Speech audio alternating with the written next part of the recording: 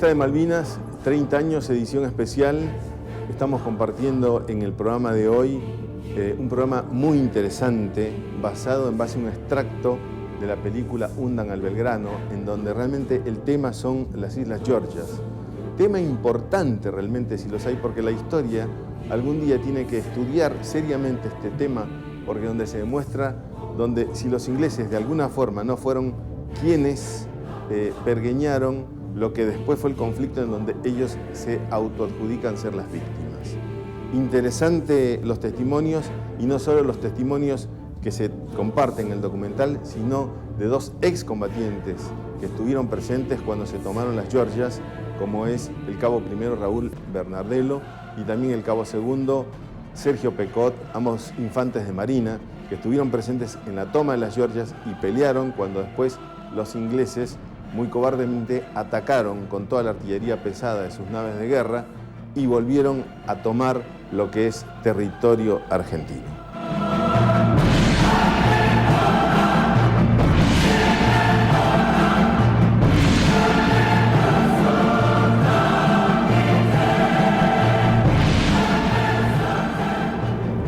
Las aguas del Atlántico Sur se recalientan. La zona en conflicto comprende, además de las Malvinas, las Islas Georgias y Sandwich del Sur.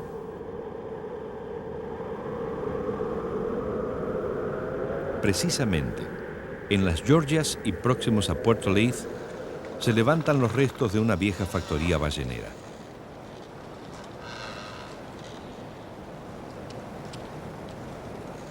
Contratado para proceder a su desmantelamiento y con la aprobación de la Embajada Británica, el empresario argentino Constantino Davidoff envía un reducido contingente de obreros que al desembarcar izan la bandera argentina. La versión transmitida a la inteligencia inglesa desde Puerto Stanley dibuja el episodio como una ocupación militar. Señor Davidoff, ¿su empresa actúa por qué en esas islas? Estamos cumpliendo con un contrato de desmantelamiento de unas factorías balleneras. ¿Es por delegación de tareas de alguna empresa extranjera? Es una empresa, la nuestra es una empresa argentina, hemos contratado con una empresa extranjera británica y estamos ejecutando los contratos de desmantelamiento. ¿Su personal, cuántos son? 39 trabajadores. ¿Ese personal está armado? Le puedo contestar y negar rotundamente que ese personal está armado. Davidoff y su grupo de obreros no fueron una maniobra de la Armada Argentina para generar una excusa para ir a la guerra, como es la hipótesis británica y generalmente difundida incluso en la República Argentina. Davidoff informa a la Embajada Británica en Buenos Aires que está por ir a este tercer viaje, informa oficialmente a la embajada, da la nómina de obreros que van a ir, indica el buque de transportes navales que lo va a llevar, la fecha de zarpada y la fecha de llegada. En ese momento del tiempo, reunidos en Malvinas, están tres personas importantísimas. Está el capitán del Endurance, el capitán Barker, está el gobernador de las islas, Rex Hunt, y está también un lord británico, Lord Buxton, que es un fiel admirador del sistema de vida de las islas, que además tiene acceso a medios de comunicación masivas en Inglaterra por su posición dentro de los sistemas de comunicación en Londres, y que es miembro del Grupo de Presión de las Islas Malvinas, que es el lobby oficial de las islas frente a la Cámara de los Comunes. Ellos tres se juntan y hacen un informe casi en forma simultánea con el desembarco de los argentinos en Georgias, indicando que se trataba de un tanteo de la Argentina para organizar una invasión a las Islas Malvinas. Y exageran los patrones de conducta de los argentinos en las islas. Indican que se bajaron con armas, que hubo disparos, que hubo uniformes, que es claramente una invasión militar de Georgias. Gran Bretaña, a su vez, ha hecho averiguaciones por otra parte, no dependiendo de Stanley, sino de la gente del grupo antártico británico que estaba en Grytviken y que comienza a informar que se había exagerado lo que había salido de Stanley. Por lo tanto, tenemos que suponer que lo que había salido de Stanley había sido no solamente premeditado, sino exagerado a propósito para la búsqueda de un objetivo concreto. Londres promete a los oficiales argentinos de que va a comenzar a deflacionar, a quitarle peso a esa información, aceptan la información argentina, se excusan de haber protestado de una manera tan fuerte e indican que lo más importante ahora es ver cómo se puede negociar una salida con honor para ambas partes. Curiosamente, esa misma noche, en el periódico vespertino en Londres, sale la noticia con una fórmula de palabras donde se habla de una invasión argentina a Malvinas. Todos los diarios británicos de mayor tiraje toman esta noticia y acusan al gobierno de la señora Thatcher de dejadez en lo que hace a la postura defensiva de ese país. Aquí entra a jugar un elemento, a mi juicio, fundamental en el inicio de la guerra, que fue el envío de un buque británico polar, en este caso el Endurance, con 20 Royal Marines y con armamento bélico a las Georgias para quitar por la fuerza a los trabajadores de ese territorio. La Marina, en forma totalmente consecuente, dice es inadmisible. Por lo tanto, vamos a enviar un buque propio para disuadir al Endurance de cumplir con su objetivo. El Bahía de Paraíso tenía instrucciones muy claras. Tenía que llegar antes. Si llegaba antes, tenía que desembarcar gente, sus infantes de marina, ahí en Georgia, para proteger a los trabajadores que no fueran tomados por la fuerza y que se prosiguiera la negociación diplomática con Inglaterra por todos los medios.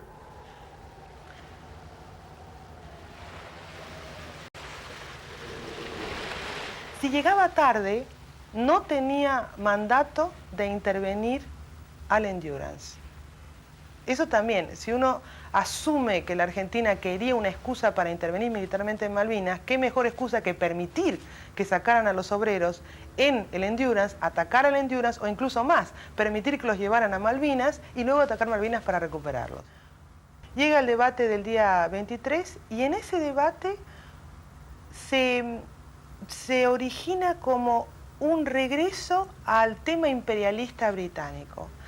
Hay pedidos de renuncia de primer ministra, hay un ataque muy grande a su política de defensa y una exigencia, primero, de que el Endurance sea enviado indistintamente de lo que los argentinos hubieran hecho o no. Segundo, de que como el tema Georgias demostraba la mala intencionalidad argentina en el tema Malvinas, había que congelar definitivamente toda negociación de soberanía con los argentinos por el tema Malvinas, había que montar una estructura de defensa estable y permanente en las islas. Los diarios al día siguiente de ese debate empiezan a sacar información de que habrían zarpado desde Inglaterra un par de submarinos nucleares de interdicción hacia Malvinas. Por otra parte, se registran desde España, y lo dice muy bien el diario El País, movimientos en los buques alrededor de Gibraltar, ingleses pertenecientes a la OTAN, que empiezan a movilizarse hacia el sur. Otra información que llega es que se duplica el contingente militar británico en Malvinas y que desde el Caribe, donde está Belice, que es también una colonia británica, empieza a bajar un destructor que estaba haciendo operaciones y ejercicios con los Estados Unidos. Ya el 26 de marzo, con esa información, los argentinos tienen un problema grave, que es, ellos saben que si no actúan, no solamente Georgia se pierde, el problema ya no es Georgia. Georgia fue problema hasta el 25, pero la fuerza que se ve venir, sumada a la declaratoria política de la Cámara de los Comunes, indica que Londres había cambiado el objetivo. Que el objetivo era reforzar Malvinas y no negociar nunca más. Entonces la Argentina también cambia el objetivo. Dice, bueno, ahora la amenaza no es a Georgia, es a Malvinas.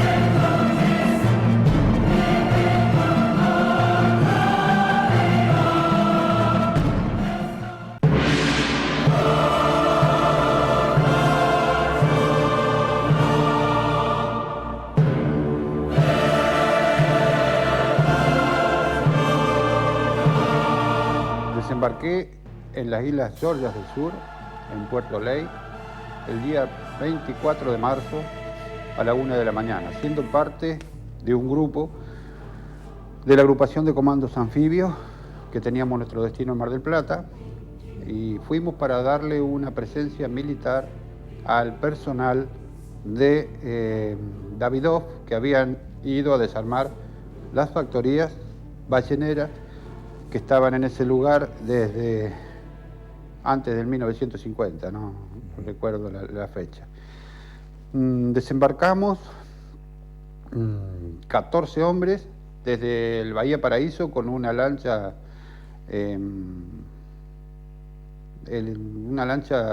de las que tienen los buques para...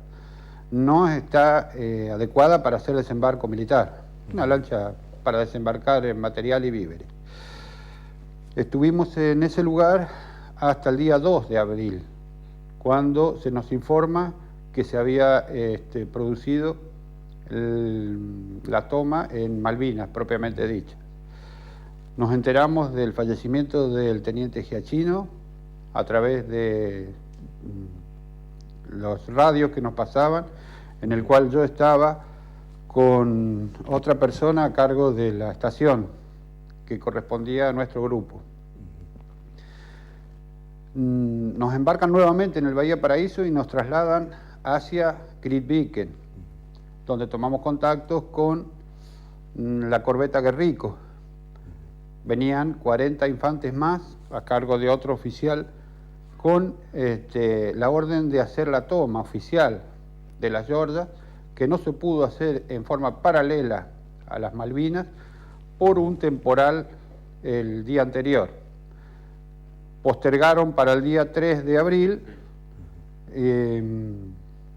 se produce el contacto con la tropa inglesa que estaba en ese lugar, y ellos sí presentan resistencia que no habíamos tenido nosotros el día 24 de marzo, porque se desembarca de noche y todavía no había ninguna orden de toma, propiamente hablando.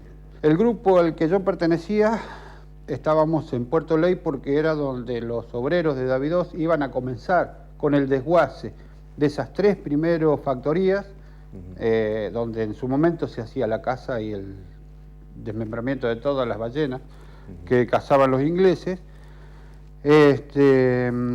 Y otro grupo estaba afectado al puerto Grytviken. Durante el periodo que pasaron del 24 de marzo hasta el 3 de abril, nosotros lo que hicimos fue un reconocimiento de todo el lugar, se implantó un puesto de observatorio, se tomó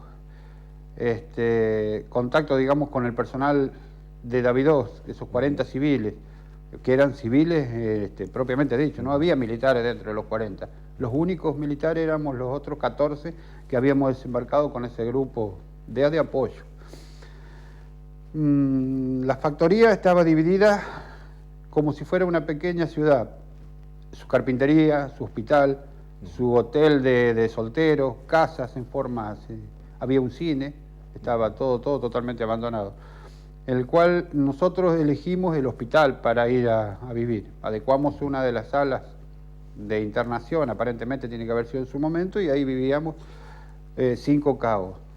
El resto se dividió en otros lugares. Y los civiles de la empresa Montelmet se alojaron en un edificio que tenía una capacidad como para 200 personas, pero ellos eran 40. Las comunicaciones fueron sucedidas a través del continente por radio, y llegado el momento de volver a embarcar para trasladarnos al lugar donde fue el evento de la toma el 3 de abril, se hizo en helicóptero, nos llevaron hasta el barco, del barco a Grytviken. De Grytviken tomamos contacto con la gente de la corbeta Guerrico que habíamos dicho anteriormente. Esta gente traslada a los efectivos al buque donde yo estaba, porque estaba el helipuerto y el helicóptero Puma del Ejército para hacer los helidesembarcos. En ese helidesembarco lamentablemente se pierden las 2 primeras vidas de la categoría, digamos, conscriptos de la Infantería Marina. El día 2 de abril había fallecido el capitán Giachino, el día 3 Águila y Almonacid dos conscriptos que merecen todo mi respeto, ¿cierto? Por la forma en que cayeron en combate. Pasan 20 días hasta que llega un barco inglés, muere el suboficial Arduzo, es herido un cabo en la pierna, el cual tiene que ser amputado, y nuestro grupo no presenta ningún tipo de resistencia porque no nos dan oportunidad.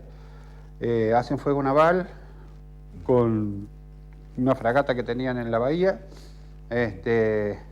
y bueno, y se desarrolla de tal forma que no nos dan oportunidad de hacer ningún tipo de defensa. Nos rodean con helicópteros, desembarcando gente como a 3 kilómetros de distancia. La comunicación con el oficial que estaba a cargo de Grisviken, le ordenan a mi jefe de grupo que se ejecute la rendición porque ya había sido hecha la rendición momentos anteriores en Grisviken. Y la Armada Argentina, por una cuestión de antigüedad, no se podía negar a la rendición porque ya estaba ordenado. Nos toman prisioneros, nos llevan hasta la isla Ascensión. En la isla Ascensión estamos 2 días, hacen una evaluación física y psicológica de las personas, nos llevan a Uruguay y de Uruguay nos trasladan nuevamente a la Argentina. Y estoy llegando el 26 de abril a Buenos Aires.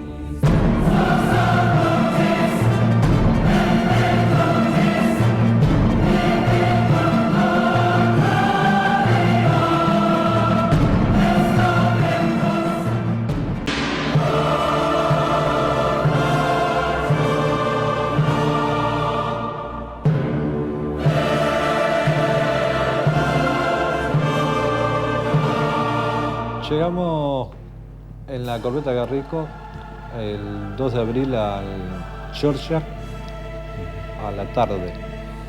Por lo tanto, bueno, hubo una decisión de tomar Georgia al otro día, el 3 de abril. Hicimos un traspaso al Bahía Valparaíso y de ahí desembarcamos el 3 al mediodía a Georgia, en helicóptero, en un Puma del ejército. Lo hicimos, nosotros fuimos 40, de los cuales hicimos, en realidad el desembarco iba a ser en 3 olas de 15, 15 y 10. Así que bueno, me tocó desembarcar en la primera ola en Georgia. Bien desembarcamos, bueno, cuando estábamos llegando, tirándonos del helicóptero, bueno, ahí ya nos recibieron con disparos. Nos habían dicho que habían militares, aparte de los científicos que había, pero que habían militares en Grisviken, que es una base científica. Y bueno, y ahí se protagonizó todo. Nosotros sabíamos más o menos de dónde venían más o menos los disparos, todo. Después pedimos apoyo.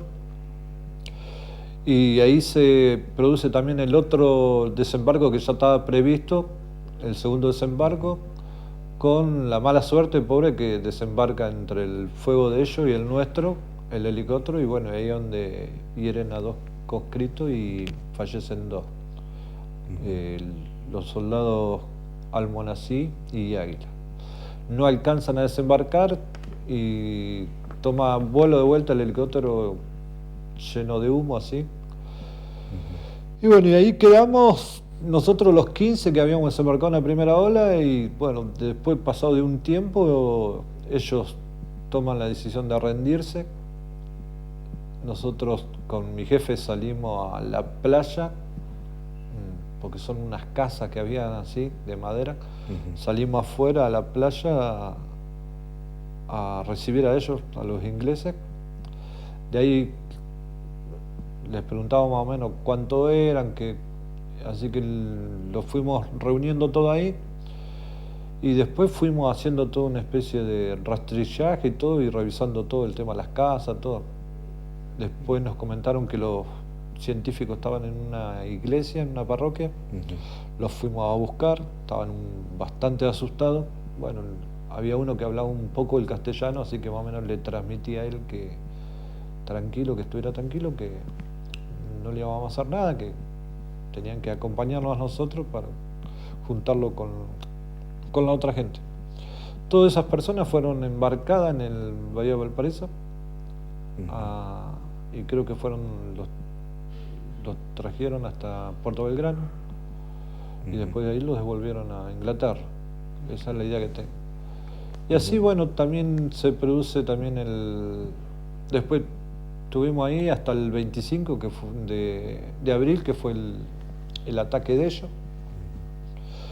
donde también, desgraciadamente, debido al volumen de fuego, todos no podíamos hacer nada, porque en realidad tiraban con una fragata a una distancia que nosotros con el FAL no llegábamos, así que estábamos en la exposición y era esperar y escuchar dónde caían las bombas que ellos tiraban. Después de muchas horas, que eso habrá arrancado a las 6 de la mañana, como a las 2, 3 de la tarde, el que estaba a cargo del jefe nuestro toma la decisión de rendirse. Bueno, viene la rendición, permanecimos ahí 3 días, después nos embarcan en el buque, en el Endurance, y nos llevan prisioneros al sur de África, ahí a la isla Ascensión. Después de ahí nos sacan la foto de prisionero de guerra y nos llevan, se hace cargo la Cruz Roja y en un avión nos traen hasta Montevideo, Uruguay. Ahí en Montevideo, Uruguay, nos trasladan en colectivo hasta el puerto, donde nos estaba esperando el buque, el piloto Alsina, y llegamos más o menos el 14 de mayo al puerto de Buenos Aires.